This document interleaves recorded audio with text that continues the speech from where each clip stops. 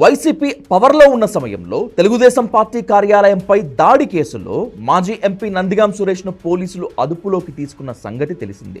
ఈ కేసులో శుక్రవారం నందిగాం సురేష్ను పోలీస్ కస్టడీకి అప్పగిస్తూ మంగళగిరి కోర్టు తీర్పు ఇవ్వడంతో ఇప్పుడు విచారణలో ఏ విషయాలు బయటకు వస్తాయనేటువంటిది ఆసక్తికరంగా మారింది.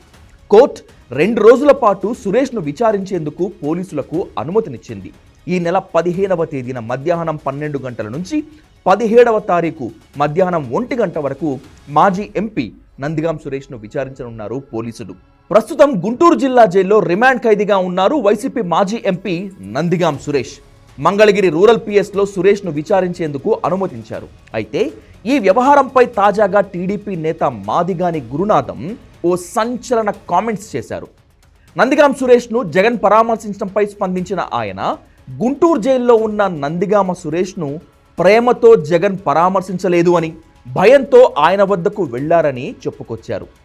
తన పేరు, సజ్జల పేరు బయట పెట్టకూడదని బెదిరించడానికే వెళ్లాడని ఆయన హాట్ కామెంట్స్ చేశారు. స్వార్థ రాజకీయం కోసం తనను వాడుకున్నాడని తెలుసుకున్న నందిగామ సురేష్ అప్రూవర్గా మారే అవకాశం ఉందని గురునాథం బాంబు పేల్చారు.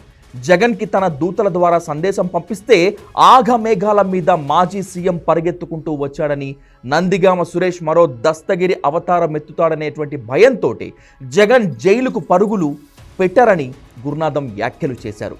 రాజధాని అమరావతి నాశనానికి పథక రచయిత తానే అనే పేరు ఎక్కడ బయట పెడతాడో అనే భయం జగన్లో మొదలైందని ఆరోపించారు గురునాథం. నందిగాం సురేష్ నిజాలు బయట పెడితే చంపేస్తాడనే భయం ఆయన కుటుంబ సభ్యుల్లోనూ ఉందన్నారు. ఇక ఈ కేసులో నందిగామ సురేష్ బెయిల్ కోసం ప్రయత్నం చేసినా వచ్చే అవకాశం లేదని న్యాయ నిపుణులు అంటున్నారు. ఇదే కేసులో సహనిందితులుగా ఉన్న లేళ్ల అప్పిరెడ్డిని కూడా పోలీసులు అదుపులోకి తీసుకున్న సంగతి మనకు తెలిసిందే. ఆయనను కూడా విచారిస్తున్న పోలీసులు కీలక సమాచారమే రాబట్టారని విశ్వసనీయ వర్గాల ద్వారా తెలుస్తోంది.